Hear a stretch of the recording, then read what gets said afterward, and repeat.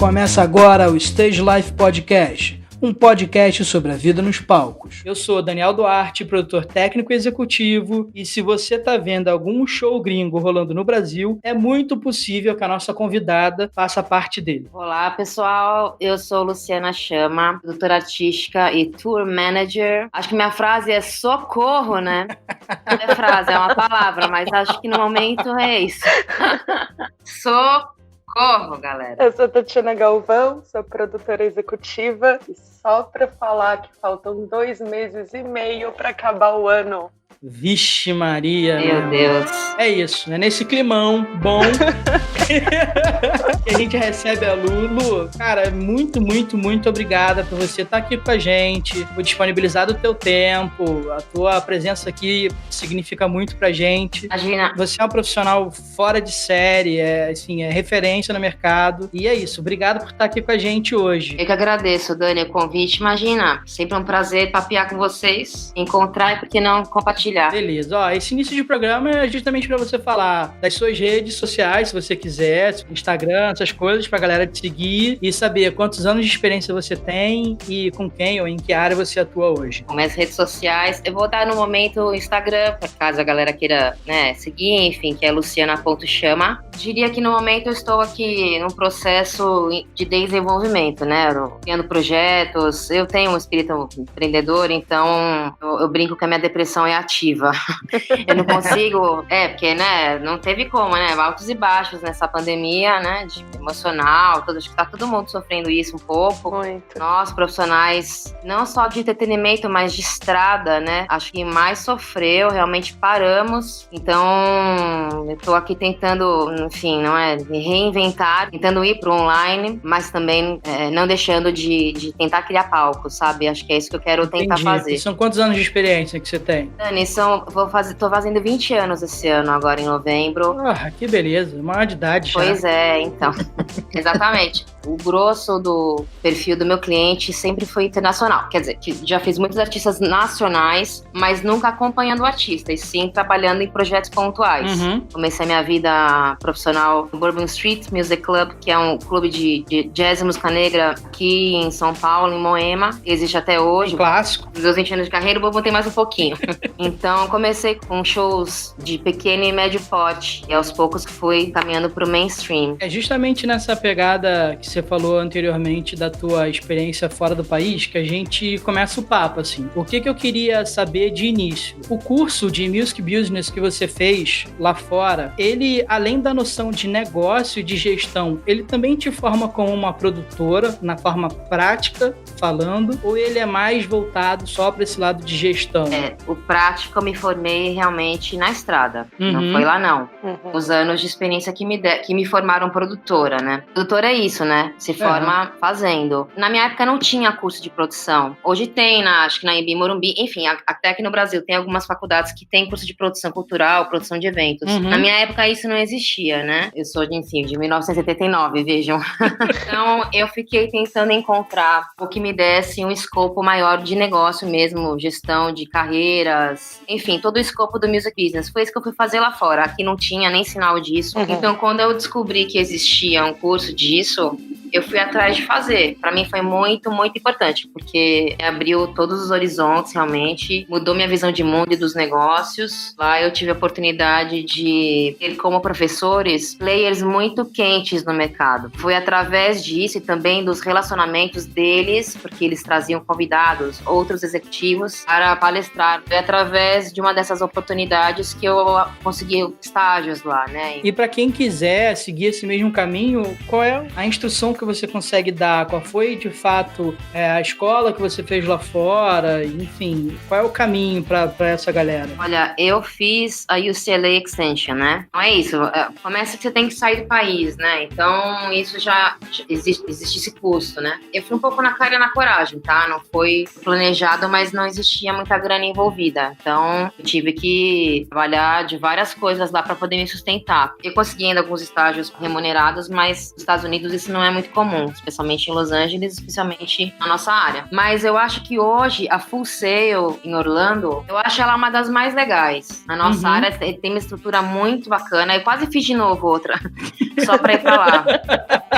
Sabe por quê? Porque o mais legal desses cursos é o network. Total. E é o que o nosso business inteiro é de networking, né? Exato. Então, eu brinco que eu fui quase para lá de novo, porque são experiências riquíssimas em networking. Agora, hoje também existe os cursos online, né? Pode fazer online. Diferente, né? O ao vivo é sempre mais bacana, enfim, você tem uma experiência mais completa. Mas, válido como conhecimento, sem dúvida alguma, fazer o curso online. E Lu, deixa eu te perguntar, tem uma relação extensa, né, com essas produções internacionais, seja recebendo eles para aqui ou como um tour manager, né, em forma em geral. Você voltou para esse mercado ou as coisas foram conspirando nesse sentido? E você sabe também se as produções gringas e as nacionais, elas são equiparadas no nível das produções? O caminho de atender produções internacionais foi acontecendo naturalmente, porque quando eu comecei, né, eu tinha 18 anos, eu comecei trabalhando num clube de jazz e música negra, ou seja, atendia tanto o público internacional quanto o nacional, mas também os principais artistas eram sempre internacionais, então eu fui me acostumando já a trabalhar em outra língua. É só falar inglês, é você pegar a manha da cultura, do modo de se comunicar. A vantagem de você ter vivido em outro país é justamente você abrir a cabeça para lidar com as pessoas, né? Se inserir na cultura deles, né? Mas você também rodando o mundo, você tende a lidar de uma maneira um pouco mais neutra, mas com todas as raças, com todas as gentes. E eu acho que o brasileiro, por a gente ter um jogo de cintura bastante realmente apurado, né? A gente nasce tendo que aprender a se virar na rua, enfim, a correr atrás e tal. Eu acho que a gente tem facilidade com isso. Muito mais do que um inglês ou muito mais do que um americano para lidar com os problemas e para lidar com as pessoas. E existe esse nível de produções equiparadas das experiências nacionais que você teve com as internacionais? Olha, nos últimos 10 anos, como eu trabalhei no mainstream, então eu trabalhei no máximo do profissional, né? Do profissionalismo realmente do business. Então, é uma estrutura diferente. Tudo depende do poder de barganha, do quão rico é o artista, digamos, né? Então, lógico, um YouTube, um artista grande, ele vai ter poder maior de poder fazer as coisas dele acontecer de uma maneira mais segmentada, profissional, tem um que faz isso, um que faz aquilo. E outras produções, conforme vai, né, diminuindo também o tamanho das pessoas, o tamanho da produção. Agora, o que eu acho que eles têm vantagem sobre as nossas produções é justamente o know-how e a experiência de viajar o mundo todo. Não que os nossos brasileiros não têm, mas um artista brasileiro, talvez de grande nome, não viaja tanto quanto um artista de grande nome inglês ou americano. Eles têm mais entradas, a língua flui em mais países, então por isso que trabalha mais. Até também por uma questão de custo, né? Exatamente. Precisa existir uma sistemática ali que funcione, né? Um formato de, vocês sabem, um formato de viajar, né? Um formato de turnê que funcione. É tudo exaustivo, tudo... A gente sabe, uma turnê mal feita pode ser um inferno na nossa vida. Às vezes uma mala perdida acaba com os humores, um show numa cidade X, enfim. Então, para esse tipo de coisa não acontecer, eles, juntamente com as pessoas com quem eles estão trabalhando, não vem pra cá, no caso, né? Vão deixando cada vez mais redondo esse modus operandi, né? Que eu acho que, porque eles têm mais experiência, eles têm isso mais desenvolvido do que a gente aqui. Então, por exemplo, aqui também outra coisa que tem eles são mais certinhos nas coisas, né? Se você fala, eles acreditam. Aí não acontece, vai a casa, né? Aqui, de brasileiro para brasileiro, rola aquele conversê. A pessoa vem, te enrola, não sei o quê. O gringo não tem isso. Enrolou, dá um problema tão sério. Envolve agente internacional, aí envolve o manager. Então, você vai aprendendo ao longo do tempo, né? Shortcuts ali. Sim. Vai aprendendo a lidar com os gringos, aprendendo a lidar com outras culturas, o modo de fazer.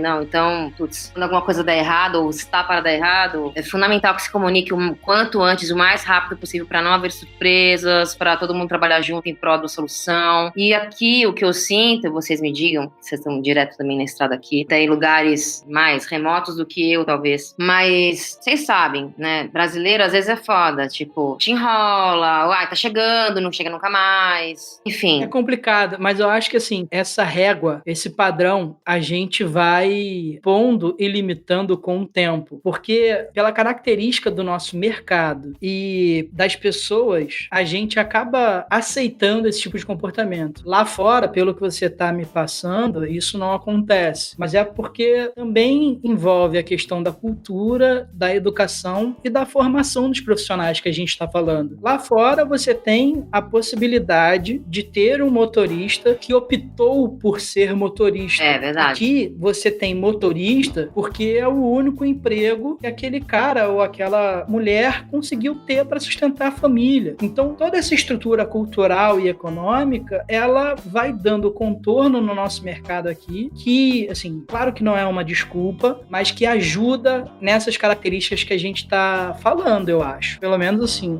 nesse momento, eu construo essa linha de raciocínio assim. Com certeza. Por conta da nossa questão cultural, existe sim uma tolerância maior de brasileiro para brasileiro, né? Uhum. Até porque os artistas nacionais dentro do Brasil viajam para todos os lugares. Os internacionais não. Uhum. Os internacionais vêm para cá, fazem as capitais, eventualmente faz o interior. Eu fiz uma vez, a gente foi fazer Belém com a A.H.A., na última turnê. A gente adentrou o Pará. Nós fomos para 2 lugares que eu nunca tinha nem ouvido falar, que era Barcarinas e Paragominas, no Pará com a A.H.A., imagina. O povo do A.H.A., fomos eu e mais algumas pessoas de produção, técnica, enfim, executiva, para trabalhar junto com a produção local desses lugares. Uhum. Até para ser uma espécie de filtro, sabe? Gringo, né? Porque, na verdade, a gente é muito isso também, um certo filtro pro gringo, né? Total. É o elo de confiança, né? É, justamente. Então, lá foi mais difícil. Realmente teve coisas mais... Teve muito procedimento que não foi nada profissional. A gente que é brasileiro entende o que está acontecendo, mas aí você tem que passar aquilo pro gringo e falar, escuta, mas então, a gente tá aqui em Paragominas, nos confins do Pará, e a casa que a gente alugou pro vocalista não tem móveis. Aconteceu isso. Então, não tinha móveis, não tinha sofá na sala, enfim, foi uma loucura. Para fazer eles entenderem que já ter uma casa alugada para um cidadão que vem de outro país já é uma dificuldade ímpar em se tratar das geodificuldades que a gente tem no Brasil, você não consegue explicar isso para um gringo. Não tem como. É uma realidade que para eles não existe. Uma diferença básica é o seguinte: eles têm processo. Uhum. Então as coisas são mais ágeis, são mais rápidas e mais certas. Aqui também pode ter processo, mas as coisas acontecem muito no improviso, entendeu? Para mim essa é a grande diferença. Não sei se vocês concordam comigo. Concordo. E aí, então, só para finalizar a questão do... Por que eu fui estudar Music Business fora do Brasil, né? Por algum motivo, também, as pessoas aqui ficaram sabendo. Então, antes mesmo de eu pensar em voltar, já foram atrás de mim lá para voltar e trabalhar com o mercado internacional aqui. Eu voltei da Califórnia para voltar a morar no Brasil, já inserida no contexto de que eu ia, então, ajudar e a segmentar e a profissionalizar o setor, sabe? Uhum. E a área internacional. Foi meio dessa forma. Você diz que aquela turnê da Amy Winehouse no Brasil foi uma das mais importantes da sua carreira, né? De que forma que ela te fez crescer enquanto profissional? Olha, em primeiro lugar, foi a primeira turnê de grande porte que eu fiz e que eu fiz liderando já como tour manager, né? E era uma turnê que era um festival itinerante. Então a Amy era headliner, eu tinha mais outras 4 ou 5 bandas. Então eu estava assumindo essa posição dentro da moda do entretenimento. De cara foi um choque de realidade pela quantidade de acts, pelo tamanho, pela quantidade de artistas que eu estava fazendo, sendo que o meu headliner era a Amy, né, que já era uma artista delicada, que estava saindo de uma fase complicada com drogas e tal, então já tinha que dar uma atenção especial àquilo. Acho que é a primeira vez que eu tive tanta responsabilidade e tanta coisa pra fazer ao mesmo tempo, eu tendo que dar conta daquilo e lidar com os gringos. A Amy tinha um diretor de turnê, era um cara na época que era muito difícil, e aí ter que lidar com ele ao longo dessa turnê realmente foi uma... Que beleza, hein, meu? Todo dia era uma surpresa nova. Com ele, com a produção, então acho que... Sabe quando te joga no fogo e você tem que pegar no tranco? Foi mais ou menos isso, entendeu? Então, como esse cara era muito exigente e ele não sabia também que era a minha primeira vez ali, né, como tour manager, imagina.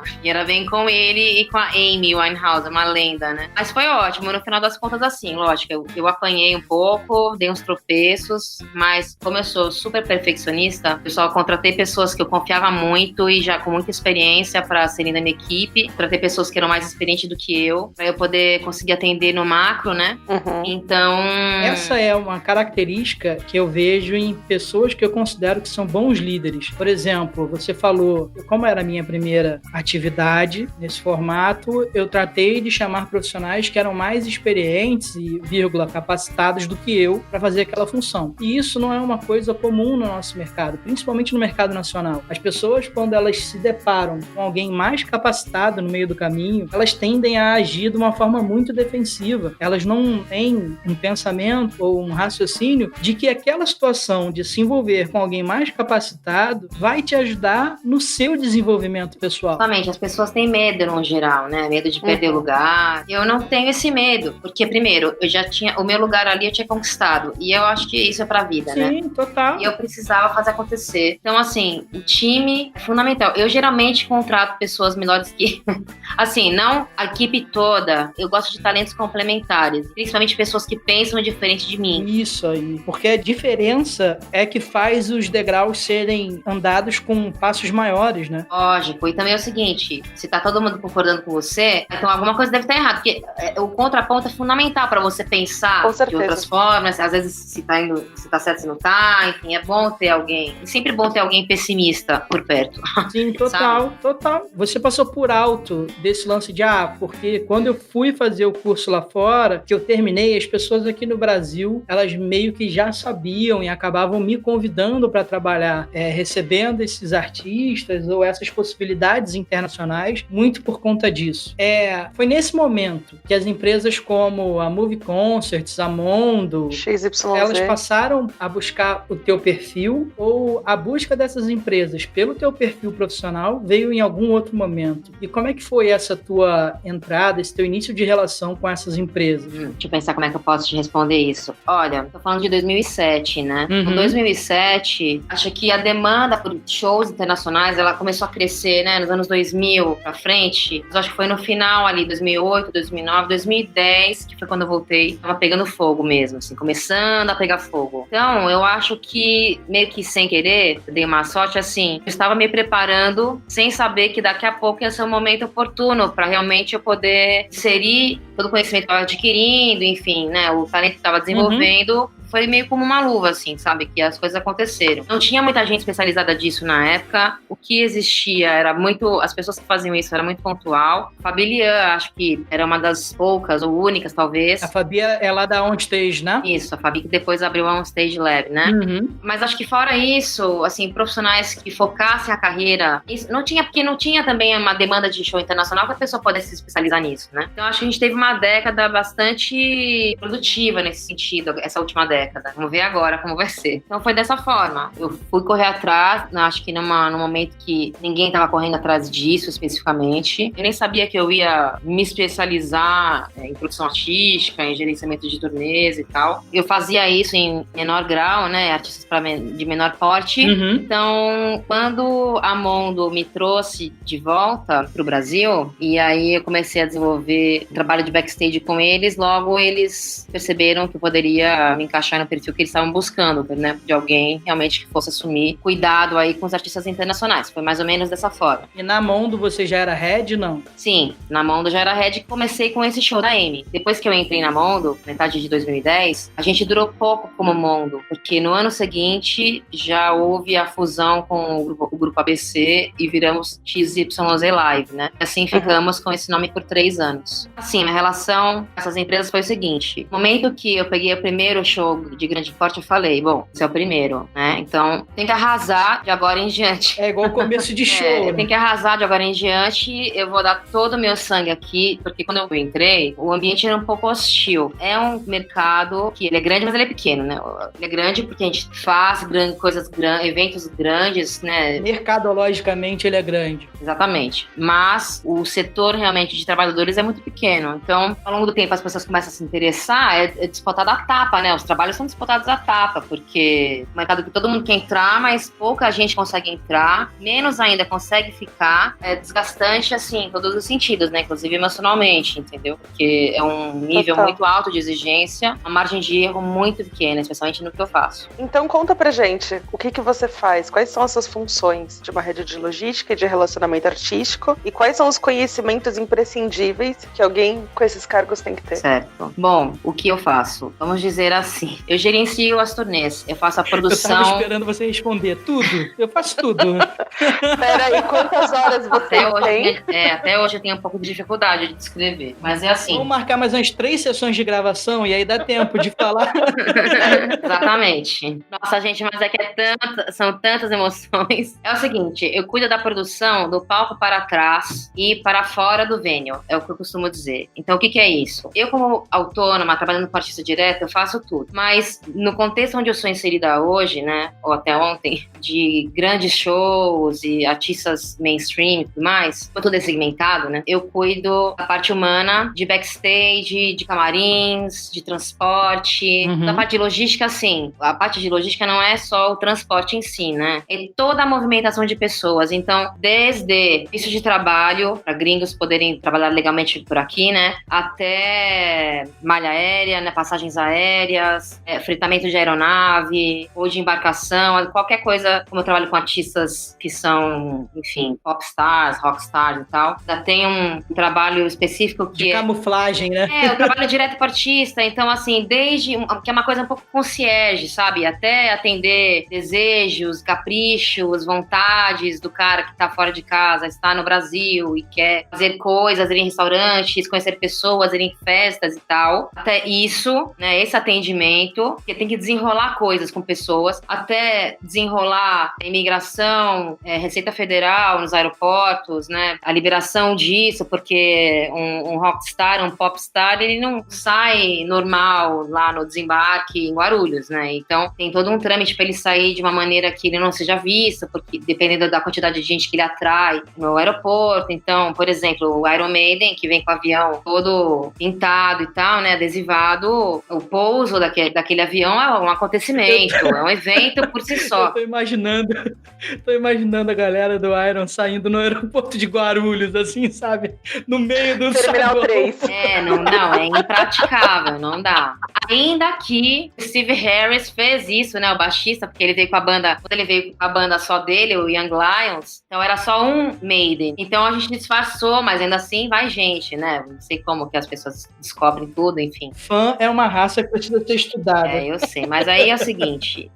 No meu caso, tendo que lidar com tantos fãs, né, de diferentes artistas e tal, sou pós-graduada em fãs, porque fã de metal é um tipo de fã, o fã de ídolo adolescente é outro tipo de fã, e é por aí vai. E por onde eu vou, tem que lidar com eles também, porque vão decorando a sua cara também, né, enfim, há várias histórias e citações dessas, assim. Mas, voltando ao que eu tava dizendo, toda a liberação aeroportuária, enfim, eu faço um trabalho que ele é bastante meticuloso, é de alta responsabilidade, que, enfim, né, eu tô lidando com autoridades federais e tal, e também autoridades no showbiz, né, enfim, que são as pessoas principais ali dos grupos que vêm, né. E as características, assim, que você acha que são imprescindíveis para esse profissional que atua com o que você atua? Olha, além das línguas fluentes, né, quanto mais língua falar, melhor. É comunicação pura, o trabalho. E além de ter conhecimento de produção, é fundamental, né, já ter uma boa experiência para fazer o que eu faço, especialmente, estar numa posição de liderança disso, é fundamental ter bastante experiência em produção de shows, né, produção de turnês, experiência em viagens, então, de repente, é um profissional de turismo ou de hotelaria, enfim, que de repente queira migrar, é super possível, né? Aos poucos você vai adquirindo experiência, mas é uma experiência que eles trazem também que é bastante interessante para algumas coisas que a gente faz. Toda a experiência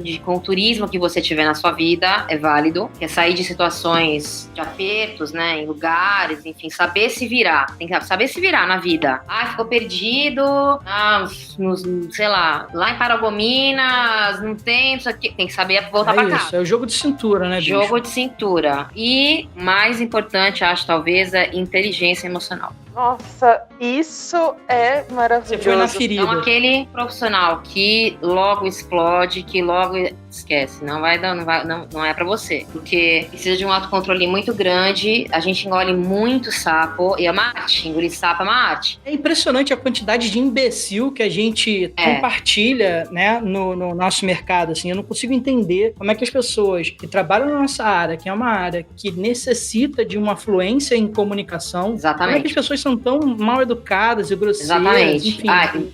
Bem falado. Educação vem junto com, no mesmo nível de importância de inteligência emocional, educação e cultura, né? Quanto mais você sabe da vida, das coisas. Então, por exemplo, para mim, muito importante eu ter conhecimento do mercado da moda, mercado da publicidade, enfim, de todos os mercados que se complementam. Então, por exemplo, eu trabalho diretamente com o mercado de luxo e com a hotelaria de luxo. Boa parte das pessoas que trabalham comigo não tem conhecimento de design, de comidas, de coisas que o profissional que tenha, esse já é o diferencial, porque tem mais habilidade. Você vai falar com pessoas alto nível, de outro nível social, de outro poder aquisitivo. Então, é muito importante você saber passear em todas as áreas aí. Aprender a falar com todos os tipos de pessoas. Esse trânsito dessas dimensões é essencial, é nesse sentido que você está falando. Exatamente. Porque não é todo mundo que vai saber lidar do peão, do carrega, do motorista, e não é que sejam pessoas inferiores, muito longe disso. São pessoas de tratos diferentes, porque tem culturas e tem experiências diferentes. Exatamente. Por quê? Porque é uma posição, uma profissão que, primeiro, você está ali, é um cargo de confiança.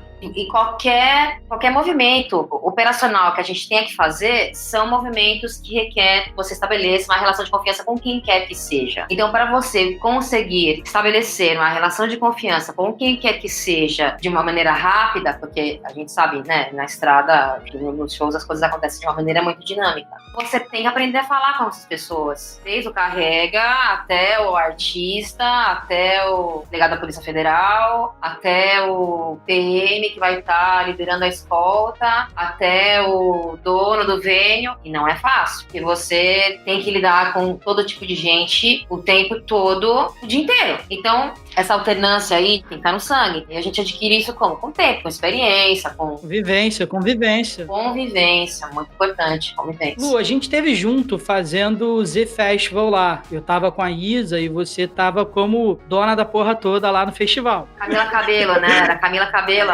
É, isso aí, a atração internacional. É justamente nesse ponto que eu queria tocar, assim. A Camila Cabello, ela era a headliner e por a gente ter uma headliner internacional, ela ser o foco principal daquele evento, existiam algumas questões, algumas espécies de restrições para as atrações nacionais, o que é comum. Isso não é nenhuma exceção. Isso acontece com regularidade porque é o tipo de evento formatado para que seja assim. Então, eu queria entender quais são as complicações de um projeto como esse, em termos de negociatas e contratações, e qual é o nível de profissional envolvido nessas relações. Por exemplo, numa relação com os gringos, nesse formato de contratação, quem são os players que você tem contato? Você fala diretamente com o manager da Camila Cabello ou não? Ou ela tem um representante nacional que é quem faz a ponte contigo? Como é que gira esse negócio em torno disso? Então, é assim, do lado de cá existe o promoter, né, que fecha negócio com artista internacional, normalmente diretamente com a gente ou o manager,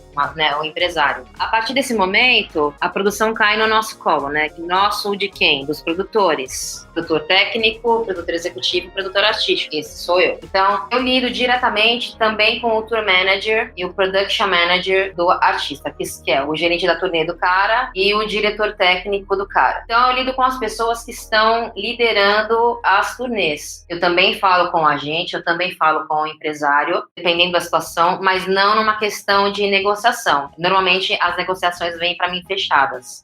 Pode isso, pode aquilo, tá incluso, não tá. Na maioria das vezes, sempre tem coisas que vão acontecendo e aí eu tenho que lidar com. Aí sim, me envolvo ali numa certa negociação. Entendi. As coisas que acontecem no dia a dia e não questões contratuais. Então eu vou para operação mesmo. Neste contexto, né, que eu faço do internacional hoje, é operação. É muito mais utilizando o contrato como ferramenta do que debatendo sobre o contrato. É nesse sentido que você está falando. Exatamente. né? E tem as nuances, né? Porque às vezes o que vem não é o que estava em contrato, né? E aí a gente tem que trabalhar na exceção. Não é isso também não é fácil, tá? Isso também não é fácil. Porque às vezes nunca ficou totalmente combinado. Sabe como é que é? Opa. Na hora de assinar o contrato, vocês sabem. Foi nacional, então o que mais acontece? Então, aquilo que foi combinado não é exatamente tal, mas tem produções internacionais é mais difícil. O que eu acho né? ótimo é que os nossos valores éticos, eles não permitem que a gente fale 100% do que acontece. Mas a gente dá o nosso jeito para que as pessoas entendam as nuances, né, que existem nessas relações. Porque, assim, para uma profissional, com a experiência que você tem, com a vivência que você tem, chegar aqui e falar assim, ó, gente, não é fácil fazer isso. É porque o bicho pega de verdade, meu irmão. É o pau quebrando. Não, gente. Porque as pessoas são malucas, cada um quer uma coisa, entendeu? São personalidades diferentes. Você ir pra estrada é muito diferente. Vocês sabem, vocês são produtores de estrada também. Uma coisa é produção local, outra coisa é pra estrada. Total. Excursão da Tia Augusta, 24 horas por dia. Sim. No meu caso, com pessoas que você nunca viu, você tem que se dar bem. A primeira impressão é que fica, entendeu? Então, às vezes, passo por situações bastante delicadas, enfim, de estresse. Imagina. Antes, qualquer pessoa da equipe gritar com qualquer bobagem, de roupa, né? Tem muita questão de lavar roupa, né? Os turnês grandes, mundiais e tal, todo mundo lava muita roupa. Então, praticamente toda a cidade que a gente vai, existem roupas e roupas de pessoas para se lavar. Enfim, antigamente alguém vinha reclamar pra mim, eu ficava toda preocupada. Hoje, não que eu me preocupo, mas já rolou assim, pessoas serem grossas, né? Querer exigir. Tem muita gente que vem pra cá e acha realmente que as coisas vão funcionar à base do grito, né? Hoje eu já não tolero mais essas coisas, né? Hoje eu já coloco as pessoas no lugar. Mais uma vez é a questão da vivência, né? Não tem jeito. É isso. A gente vai vivendo situações, aprende com elas, os que são safos, e é isso. E segue fazendo. Você vai ficar bom mesmo de verdade quando você tiver, sei lá, 10 mil horas, 100 mil horas de situações repetidas nesse sentido. Né? E assim, eu normalmente lido mais com o tour manager, production manager, mas eu lido com todos, inclusive com o artista. Como a gente tá na estrada com eles também, então acaba conhecendo todo mundo mesmo. A gente tava falando aí que entra no assunto do Iron Maiden, né, no Brasil. Fez o estádio do Morumbi, né? Como que foi o esquema de segurança deles por aqui? E a operação, assim, como um todo? Desde que eles chegaram no aeroporto? Geralmente é assim. No caso do Iron, já é a terceira ou quarta turnê que eu faço com eles, então eu já sei como funciona, né? Já sei como é que não é. Então, como é uma banda que vem muito pra América do Sul, eles já têm profissionais que eles conhecem, muita gente aqui, então profissionais que eles gostam, com quem eles gostam de trabalhar. Então, eles normalmente vêm sem segurança, eles, e contratam seguranças locais. Caramba. O Iron faz isso, não vem com nenhum segurança e os seguranças todos são locais. Então, são 6 caras, né? São 6 membros. Uns gostam de gente mais perto, outros menos, enfim. Então, a coisa pessoal, ela é mais light até do que se pode esperar pro Iron Maiden. Eles já são tiozão do rock, estão acostumados com o Brasil, gostam de sair com segurança se vai a um lugar mais público, mas senão eles vão até sem. Às vezes até só comigo, sabe assim? E com segurança. Mas geralmente, se é pra sair pra algum lugar específico, eles gostam de ir com alguém que fala a língua. Isso é de segurança pessoal. Agora, os trâmites no aeroporto pra receber um avião deles que chama muita atenção, aí são algumas semanas de preparação. Vai pro aeroporto primeiro, negocia com as autoridades, como que vai ser a operação. Quem é que autoriza essa saída por portas distintas no aeroporto? A polícia e a Receita Federal. Saquei. Os dois órgãos. Então, se algum deles não está de acordo, não acontece. É a mesma situação de carga. Exatamente. Então, os dois têm que estar de acordo. Já aconteceu da polícia autorizar e a Receita não. Caramba. E o contrário também. Já tive situações bem difíceis por conta disso. Porque merdas acontecem, né, na última hora, entendeu? Então, essa preparação, o Iron é mais trabalhosa, né? Quando eles vêm com o avião, chama muita atenção. O aeroporto inteiro, não importa qual, para assistir aquele avião descer. E aí desce, aí você tem que negociar com todo mundo, porque todo mundo quer chegar perto, quer levar imprensa pra cobrir a descida e tal. Putz, super delicado. Aí, por mais que você negocie, chega lá na hora, não acontece exatamente do jeito que você permitiu. Difícil. Tem que ter muito jogo de cintura. Tem profissionais ótimos nos aeroportos, realmente que ajudam muito. Outros nem tanto, outras vezes dificultam ali a nossa vida. Então, Então é aquilo que eu falei, é jogo de cintura, é muita inteligência emocional, é saber segurar para falar alguma coisa. Dependendo do que é permitido fazer, por exemplo, no aeroporto, aí você tem que ver como que você vai posicionar, então, o transporte, porque você tem que calcular que o artista vai sair não sei da onde, passar para imigração, aí vai para lá, aí entra no carro, não pode andar muito, tem que dar tantos passos. É tudo calculado, gente. Esse é o meu trabalho. Com certeza. É fazer toda a operação funcionar de uma maneira tranquila, sem estresse, impecável. É uma relação de tempos e movimentos que se aplica à realidade. Tanto que há um ano atrás, já um dos movimentos que eu comecei a fazer é trazer esse know-how, trabalhar com logística de superstars para executivo C-level, sabe? Né? Executivo de alto nível e tal. Comecei a fazer e começou a ser um sucesso. Porque falta muito, né? Falta. É uma curadoria de operação, digamos assim, extremamente precisa. Que eu falei, é uma margem de erro muito pequena. Você tem que conhecer as pessoas, saber, às vezes, a quem chamar no aeroporto para tentar segurar o avião.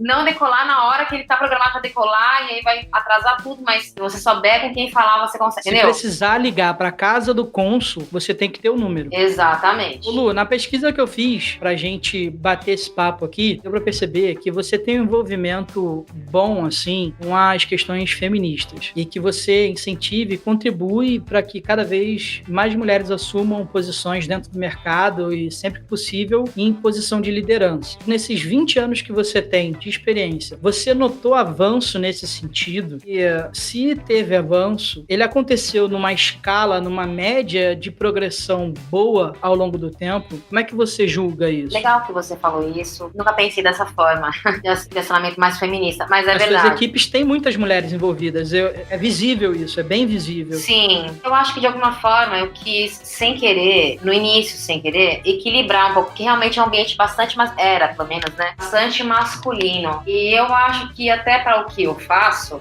não tem essa de, mulher melhor, homem melhor. Mas as pessoas que eu fui contratando também, enfim, por acaso eram mulheres, foram muito sério. De certa forma, assim, a minha área, o meu setor, era um dos poucos ainda que as meninas se interessavam, sabe? Pelo menos quando eu comecei. Então, comecei a incentivar isso e trazer, como eu tinha bastante interesse até mais de mulheres do que de homens, então foi meio natural eu começar a contratar mais mulheres do que homens. Eu tenho poucos homens que trabalham comigo, mas tenho. Eu acho, assim, que de uns anos pra cá, eu tenho visto realmente mais mulheres, pouco a pouco, ano a ano, alcançando caminhos que antes não, por exemplo, na técnica, né? Acho que na técnica de 3 anos pra cá, acho que houve um crescimento de pelo menos assim, uns 30% de crescimento de mulheres no setor técnica. Digo assim, como se fosse contar mesmo pelas pessoas todas que eu conheço. Se você for contar, daria uma média mais ou menos isso. E também na produção executiva. Acho que foram as duas que cresceram mais. A produção artística, eu acho que ela sempre foi um pouco mais, menos no internacional, tá, gente? No internacional, ele veio sendo mais ocupado por mulheres, por um interesse natural, bem das mulheres de produção. Nas produções nacionais, é que eu acho que eu vi aumentar mais mulheres na produção. Antes, eu via basicamente só homem na estrada. Não sei como é que era com vocês. Mas, por exemplo, todos os sertanejos, eu trabalhava com todos os sertanejos antes. Todos eram homens, não tinha uma mulher. Com exceção, assim, de algumas artistas mulheres, né? Acho que nos últimos 3 anos eu tenho visto mais mulheres realmente com mais interesse em se envolver com produção no geral, né? Pelo fato de, hoje, a gente tem um movimento feminista mais ativo e mais atento, né? Mas eu acho que foi uma questão natural mesmo, de interesse. Porque é uma vida sacrificada. Pra caramba. Especialmente para as mulheres que trabalham com produção e produção turnês. Você fica fora de casa há muito tempo. As mulheres héteros, não é todo homem que entende. Não é toda a família que entende. Né? O cônjuge entendem o estilo de vida que a gente tem. Então, assim, acho que essa independência, essa autonomia mais solta, tenho visto, assim, uma disposição maior nos últimos anos, realmente. E só pra não passar em branco, a gente, antes de começar a gravar, a gente tava falando da pandemia, né? E tu tava na Europa quando rolou o início. Como que foi o período de adaptação pra ti lá? Eu queria também saber sobre os teus planos, né, da empresa lá fora. Se foi adiado, se você resolveu reformular o negócio. negócio? Eu tô nesse caminho, né? Eu abri uma empresa em Portugal para habilitar, fazer turnês lá fora, enfim, de uma forma legal. Eu quis abrir caminhos, né? Uhum. Comecei a frequentar conferências internacionais, festivais internacionais, enfim, para fazer um networking, não só em Portugal, mas em outros países. Então, venho traçando este caminho também para expandir o meu mercado de atuação. Não quero abandonar o Brasil, pelo contrário, quero só somar. Então, eu estava em Portugal quando a OMS declarou o estado, enfim, pandêmico, digamos assim, né? E o vírus era, então, uma pandemia. Então, nesse momento eu estava lá. Quando o Trump fechou as fronteiras, eu entendi que era hora de voltar, porque estava já com meu pai doente, e minha casa aqui, ia ficar sozinha. Eu comecei a entender o que estava acontecendo. Pensei, fudeu.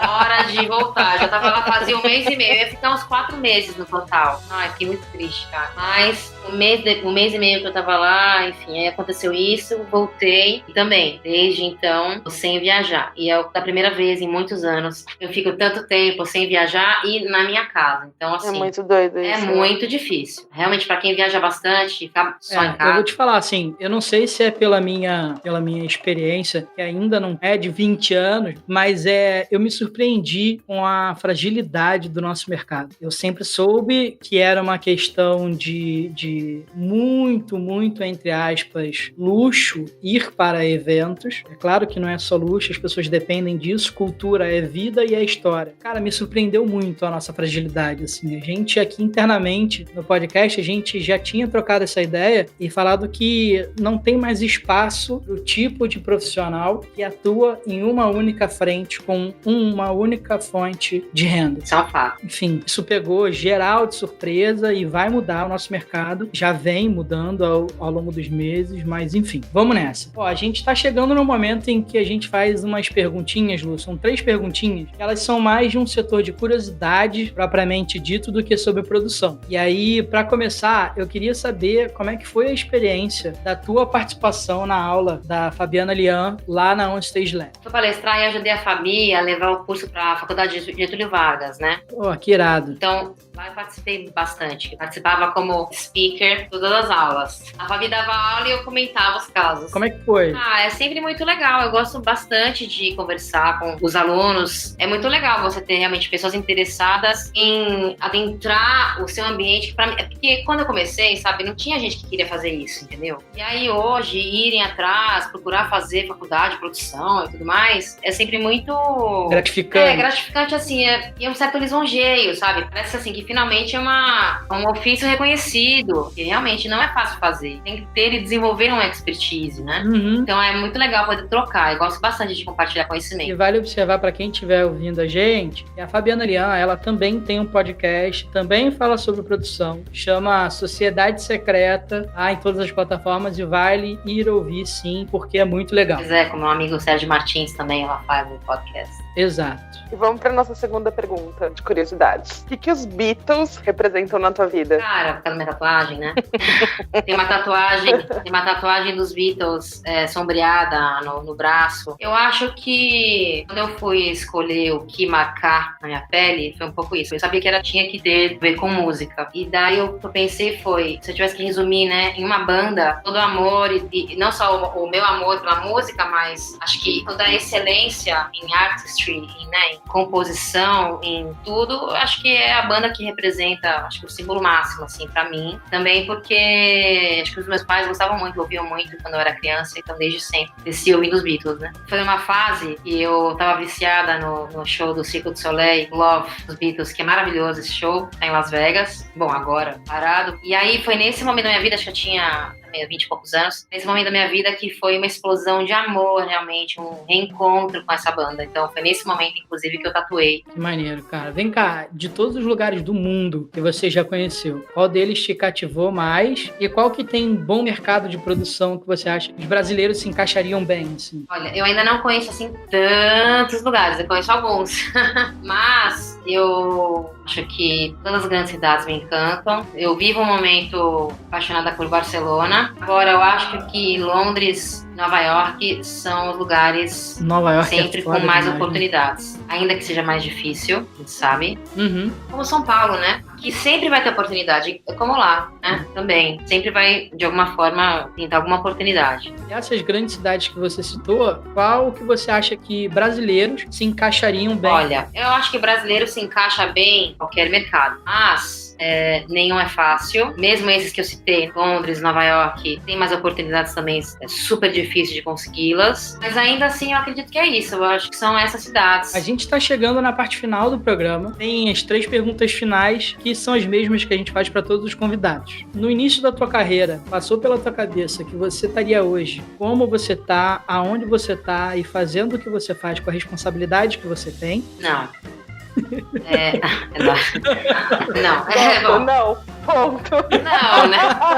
Maravilhoso. Próxima pergunta. A pergunta exigia a resposta era objetiva, sim ou não, tô brincando, mas olha, não, mas eu sempre imaginei ter bastante responsabilidade no que quer que eu fosse fazer. Desde muito cedo eu tenho, me sentia já empreendedora, então sempre arriscando, sempre querendo fazer coisas também autorais, e misturando com outras pessoas, com outros tipos de artistas, né? Então eu sabia que eu ia estar em alguma posição de liderança e eu acho que é meio que pra isso que eu sirvo, sabe? E como é que tu pensa na tua aposentadoria? Adoro.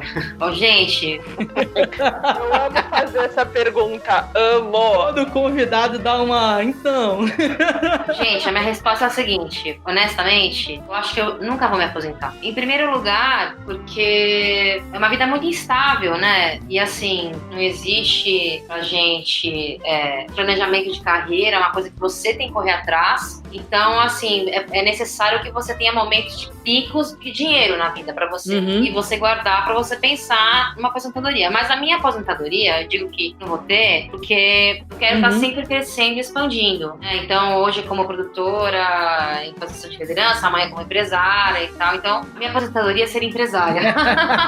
É isso, tá valendo, tá valendo. Nossa última pergunta é a seguinte: se você não fosse do meio de produção, se você não tivesse envolvida com nenhum movimento artístico, o que você estaria fazendo hoje? Se eu tivesse terminado minha faculdade de Direito, eu acho que teria sido advogada. Olha. Mas aí eu não ia conseguir sair do mercado. Eu ia ser advogada de entretenimento, certeza. Devia ter continuado e feito isso, né? Até a minha mãe fala, volta pra faculdade, termina. Os pais são sempre assim, né? Meu pai, até antes de morrer, ele virou pra mim e falou assim: mas meu filho, você não pensa em, de fato, entrar pra fazer biologia? Eu sei, eu entendo. Os pais não desistem, Porque, né, gente, é muito difícil mesmo. Eu acho que esse momento veio pra mostrar um pouco isso, sabe? Que aposentadoria que nada. Agora é recomeçar e ver como que vai dar pra se movimentar. Eu me sinto um pouco isso, sabe? Parece que eu tô all over the place e em nenhum lugar também ao mesmo tempo. Sei lá, é estranho. Há muito tempo que eu não falo disso e parece que não existo mais às vezes, sabe? Eu sinto um pouco isso. Parece que isso não existe mais, sabe assim? Por isso que, enfim. Por isso que a abertura foi socorro, né? Então. E é legal também conversar com outros produtores, né, que fazem também que eu faço coisas, porque não estamos sós, né? Não, de jeito nenhum. Muito pelo contrário. Todo mundo nessa mesma roubada. É muito difícil também ver, por exemplo, muitas coisas voltando ao normal, muita gente já tendo uma vida normal, né? Parece que é isso, a gente vai apagar a luz, né? Acho que eventos como, por exemplo, Carnaval, Réveillon, já são termômetro, né, pra nós. Exatamente. Esse redesenho de como vai ser, a gente pode até especular, mas dada a situação econômica / política que a gente tem no Brasil, é imprevisível, né? Exato. Então, assim, mesmo que o nosso mercado volte no junho, julho do ano que vem, que as coisas abram, que a gente tenha festival rolando e tudo mais, elas não vão ser iguais antigamente, elas não vão ter a mesma estrutura e isso vai modificar a nossa realidade como um todo. Eu acredito muito nisso. O formato, a dinâmica do nosso mercado já mudou, só que ainda vai ser muito modificado em função dessas coisas. Porque imagina, se isso for uma questão sazonal, ferrou o calendário de eventos. E aí, por exemplo, você ferra um calendário de eventos a nível nacional e também ferra um calendário de eventos a nível internacional. Porque dependendo da época do ano, amigo, quem tá no hemisfério norte tem uma situação, quem tá no hemisfério sul tem outra. É bem complicado. Não, vou te falar, quem apaga a luz mesmo sou eu. Eu e a minha turma aqui, porque ainda é internacional, né? Nacional vai voltar antes. Portanto, nacionais, Estou aí. Podem me chamar. Eu vou ajudar vocês, faço qualquer coisa. Bora trabalhar. É isso aí, bora trabalhar. Ó, é nesse ritmo que a gente chega ao fim desse episódio. Lu, obrigado pra caramba pelo bate-papo, pelo teu tempo. Valeu, Obrigada, Lu. Dani. Obrigado mesmo por estar aqui com a Agradeço, gente. meninos. E para você que acompanhou o podcast hoje, entra lá no nosso Instagram, o @StageLifeBR, que é por lá que a gente posta as novidades, e é por lá que vocês podem entrar em contato, mandar suas perguntas, dúvidas e contribuir indicando profissionais para estarem aqui com a gente. Stage Life Podcast, um podcast sobre a vida nos palcos.